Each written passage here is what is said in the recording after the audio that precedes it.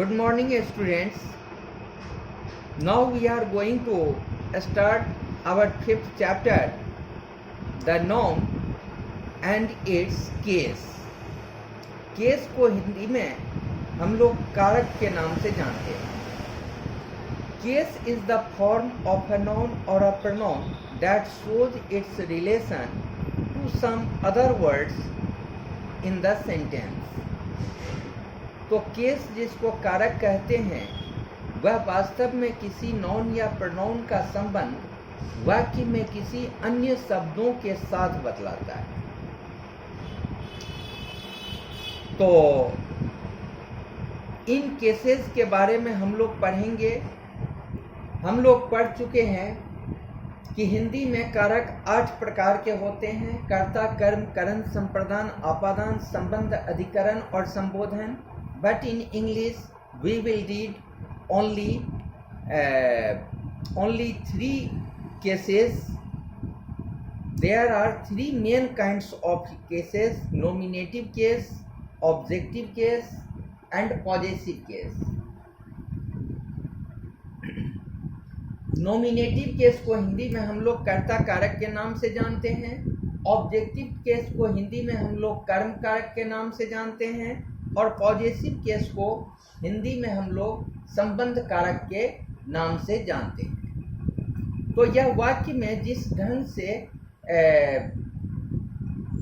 कार्य करता है उस हिसाब से, माने जिस ढंग से इसका यूज किया जाता है उस ढंग से इसका नाम होता है. तो हम इसको इजी ढंग से तीनों का डेफिनेशन हम समझ लें कि nominative case, what is a nominative case. तो वी कैन रिमेंबर कि when a noun or a pronoun is used as the subject of a verb, when a noun or a pronoun is used as the subject of a verb in a sentence, it is called in the nominative case. For example, if you say कि Neha wrote a letter, so who wrote a letter? Neha. So here Neha is a noun and Neha has been used at the place of subject, so Neha will be said in the nominative case. When you say she bought a new car, when you say she bought a new car, so she has been used at the place of subject, so she is in the nominative case. In the above sentences, the words the dog, she, Neha, father are subjects of the verbs chased, bought, wrote, was, respectively. They are therefore said to be in the nominative case. Here in the book you have been defined any noun or pronoun that stands as the subject of a verb is in the nominative case. We can find out the subject by asking a question with who or what. Who chased a cat? Answer: dog. Who bought a new car? Answer: she. Now come to the second point, objective case. Objective case, how will you define? In the same way as you have defined earlier, कि a noun or a pronoun, when a noun or a pronoun is used as the subject of a verb, in the same way you may define it कि when a noun or a pronoun is used as the object of a verb, it is called in objective case. For example, the boy hit the dog. The boy hit the dog. He eats a banana. He taught the children. He loves her. तो यहाँ पर जैसे हम subject के बारे में पता किए हैं कि हु के द्वारा क्वेश्चन पता करते हैं सब्जेक्ट को जानने के लिए कि काम को कौन किया, इसी तरह से हम इसका व्हाट के द्वारा वर्ब के पहले व्हाट जोड़ करके हम इसका पता लगा सकते हैं कि ऑब्जेक्ट कौन सा है। जैसे अगर हम कहते हैं he eats a banana, he eats what, the answer comes banana, it means कि banana is object. He taught the children, to whom, what के द्वारा भी और whom के द्वारा भी हम क्वेश्चन बनाते हैं।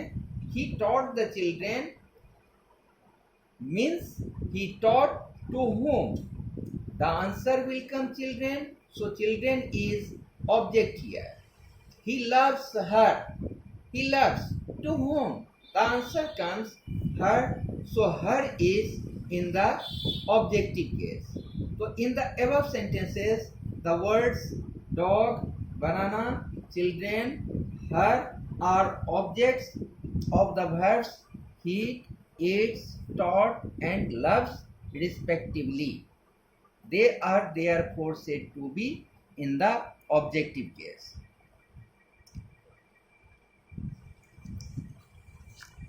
Objects are of two types. Objects दो प्रकार का होता है, एक होता है डायरेक्ट ऑब्जेक्ट और दूसरा होता है इनडायरेक्ट ऑब्जेक्ट। तो हम डायरेक्ट ऑब्जेक्ट किसको कहते हैं और इनडायरेक्ट ऑब्जेक्ट हम किसको कहते हैं, अब हम इसको समझ लें।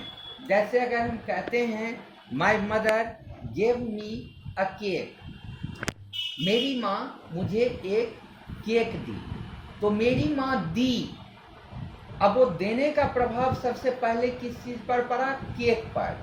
केक को उठाई, उसके बाद वो केक मेरे ऊपर में बढ़ाई, तो केक को हम इसलिए डायरेक्ट कहेंगे और मी को इनडायरेक्ट ऑब्जेक्ट कहेंगे। यहाँ ब्रैकेट में आप देख सकते हैं कि me is indirect object while cake is direct object. The teacher taught Neha English, the teacher taught what, the answer comes English, so English is direct object while to whom, Neha, so Neha will be indirect object. The noun that refers to a living being is called indirect object. जो भी living being होता है जिससे हमको living person का पता चलता है उसको हम indirect में कहेंगे, indirect object होगा, और the noun that refers to non-living thing is called the direct object. So mostly the indirect object is placed before the direct object, but when direct object is placed before an indirect object, we use to before the indirect object. तो अधिकांशतः ऐसा होता है कि जब हम माने living thing और नॉन लिविंग थिंग दोनों का यूज करते हैं, तो मुख्यतः पहले लिविंग थिंग का ही यूज करते हैं। जैसे he taught me a chapter, तो पहले हम मी का यूज किए, बाद में चैप्टर का यूज किए। पहले डायरेक्ट ऑब्जेक्ट, पहले इनडायरेक्ट ऑब्जेक्ट आया और बाद में डायरेक्ट आया, तो इसको हम याद रखेंगे। My mother gave me a cake to me, और फिर हम याद रखेंगे कि अगर यहाँ पर हम पहले लिखते हैं कि माई mother gave me a cake, लेकिन अगर हम केक को पहले लिखेंगे तब हम लिविंग ऑब्जेक्ट के पहले टू का प्रयोग करेंगे। यह हमको याद रखना होगा। The teacher taught English to Neha. Possessive case, study the following sentences. The dog bit the boy's leg. लड़के के कुत्ता लड़के के टांग में काट लिया। I found नेहाज पेन, मुझे नेहा का पेन मिला। She lost her mother's ring. माँ की अंगूठी को वह खो दी। तो इन सारे वाक्यों में हम देखते हैं कि जो भी नाउन होता है हम इसमें याद रखते हैं कि we always use apostrophe S to make its positive form. The dog beat the boy's leg, यहाँ बॉय के आगे देख रहे हैं कि ऊपर में एपोस्ट्रोफी का चिन्ह दिया हुआ है और उसके बाद एस लिखा हुआ है। हाँ जी, जो प्लूरल रहता है, जैसे अगर हम कहते हैं कि लड़कों का क्लासरूम या बच्चों का नाम, लड़कों का क्लासरूम, तो जब हम लिखते हैं बॉयज क्लासरूम, तो वहां पर चूंकि पहले से एस लगा रहता है, तो जहां पर एस लगा रहेगा उसके बाद सिर्फ हम एपोस्ट्रोफी का चिन्ह देते हैं, एस नहीं देते हैं। लेकिन जिस नाउन के अंत में एस नहीं लगा रहता है उसमें एपोस्ट्रोफी एस का यूज करते हैं। तो in the sentences above boy's, Neha's, mother's and his are in the positive case. Formation of the possessive case. The possessive case is formed by adding an apostrophe and s to the noun as Neha's boy's. Possession is also expressed by of as the book of Ramesh. तो possession को दिखाने के लिए पहले बता चुके हैं कि हम सिर्फ पर्सन्स के लिए जनरली एपोस्ट्रोफी एस का यूज करते हैं और नॉन लिविंग थिंग के लिए उसके एपोस्ट्रोफी एस के बदले हम ऑफ का यूज करते हैं। जैसे हम नहीं कहते हैं माने वी से कि Patna is the capital of Bihar, we do not say कि बिहार कैपिटल इज पटना।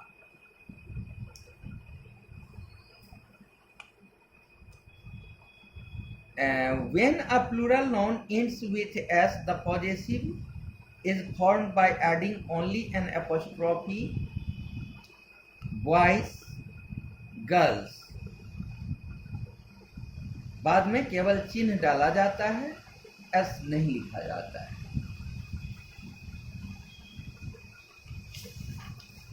तब उसके बाद हम इसके एक्सरसाइज को भी बनाने की कोशिश करेंगे। हम आपको पहले एक्सरसाइज में क्वेश्चन नंबर ए और बी को इंडिकेट कर देते हैं, इस दोनों को बना लीजिएगा।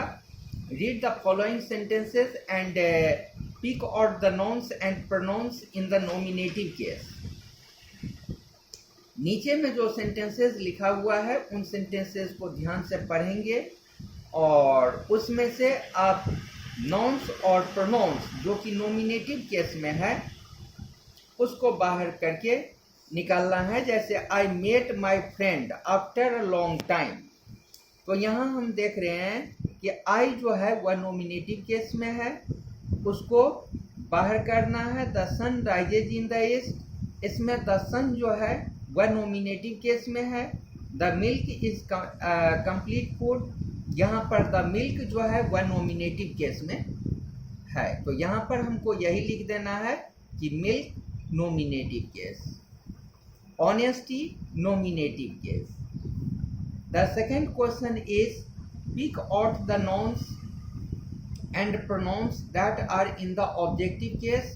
ठीक उसी तरह से क्वेश्चन नंबर बी में आपको अलग करना है जो कि ऑब्जेक्टिव केस में है। आई प्लेड फुटबॉल, तो यहाँ फुटबॉल जो है वह ऑब्जेक्टिव केस में है, वह लिख देना है। The cow gives us milk, तो यहाँ पर मिल्क जो है वह ऑब्जेक्टिव केस में है, अस जो है वह भी ऑब्जेक्टिव केस में है।